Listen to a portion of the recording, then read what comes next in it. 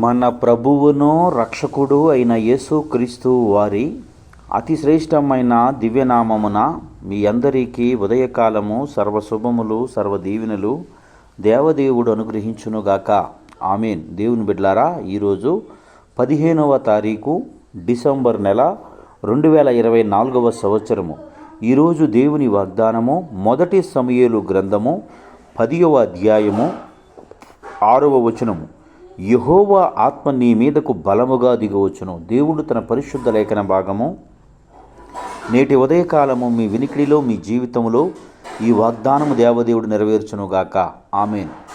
దేవుని బిడ్డలారా, దేవుడు తెలియచేస్తున్నటువంటి మాట, యెహోవా ఆత్మ నీ మీదకు బలముగా దిగివచ్చును. దేవుని ఆత్మ, పరిశుద్ధాత్మ దేవుడు బలముగా నీ మీదకు దిగివచ్చి బలమైన కార్యాలను దేవుడు నీ చేత చేస్తాడు. ప్రియ సహోదరుడా, ఇదే యెహోవా ఆత్మ, పరిశుద్ధాత్మ చేత నడిపింపబడినటువంటి వ్యక్తులు అనేకులు దైవ గ్రంథములో చివరి వరకు వారి జీవితాన్ని కొనసాగించలేదు. పరిశుద్ధాత్మ దేవుడు దిగిన తరువాత వారి జీవితాన్ని సరిచేసుకోలేదు. పరిశుద్ధాత్మ దేవుడు దిగిన తరువాత దేవునికి సాక్షిగా కొందరు బ్రతికారు, దేవుని కొరకు రోషంగా బ్రతికారు. దేవుని నామ మహిమార్థమై వారి జీవితంలో అనేక అవమానాలు ఎదుర్కొన్నారు, కష్టాలు ఎదుర్కొన్నారు, కన్నీళ్లను ఎదుర్కొన్నారు, ప్రాణాలను సైతము వారు తృణప్రాయముగా వదిలివేసి దేవునికి సాక్షిగా బ్రతికాడు. అయితే సహోదరుడా, దేవుని ఆత్మ నీ మీదకు దిగి వచ్చినప్పుడు దేవుని వాక్యం తెలియజేస్తుంది, ఆ క్షణము గురించైనా ఆ గడియ గురించైనా మీరు ఏమి మాట్లాడాలో, ఏమి మాట్లాడుదమా, ఎలాగ వారికి వివరించుదమా అని మిమ్మల్ని మీరు తలంచుకునుచు మీ వైపు చూస్తూ మీరు కింగిపోవద్దు. కానీ ఆ సమయంలో ఆత్మ మీలోనికి వచ్చి మీరు ఏమి మాట్లాడవలసినది, ఏమి చెప్పవలసినది తానే తెలియచేయును అన్నట్లుగా సహోదరుడా, దేవుని ఆత్మ మీ మీదకు బలముగా దిగి వచ్చినప్పుడు ఏం జరుగుతుంది అనగా మీరు గమనించగలిగినట్లయితే జనులకు నీవు గొప్ప సాక్ష్యార్థముగా సాక్ష్యం ఇచ్చే వ్యక్తిగా నీవు బ్రతుకుతావు.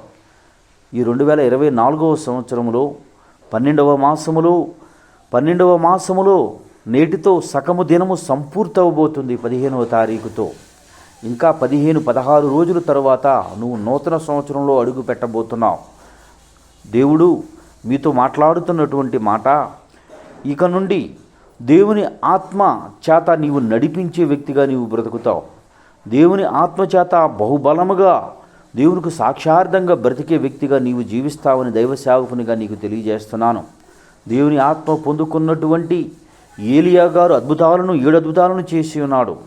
దేవుని ఆత్మను పొందుకున్నటువంటి ఎలీషా గారు 14 అద్భుతాలను చేసే వ్యక్తిగా బ్రతికి ఉన్నాడు. ప్రియ సహోదరుడా, నీవు కూడా దేవుని ఆత్మ పొందుకున్న నీవు దేవుని కొరకు, నీ కుటుంబము కొరకు, నీ జనాంగము కొరకు, నీ బంధువుల కొరకు గొప్ప కార్యములను చేసే వ్యక్తిగా, క్రీస్తుకు సాక్షార్థంగా నిలబడే వ్యక్తిగా నీవు ఉంటావని దైవ సేవకునిగా నీకు తెలియచేస్తున్నాను. గనుక ఆత్మ పొందుకున్న నీవు దేవునికి సాక్షార్థంగా బ్రతికే స్థితి కృప దేవుడు మీకు అనుగ్రహించి ఆయన కృపలో బహుబలంగా వాడుకొనుగాక. ఆమె. తండ్రి, నీకు వందనాలు, స్తోత్రములయ్యా.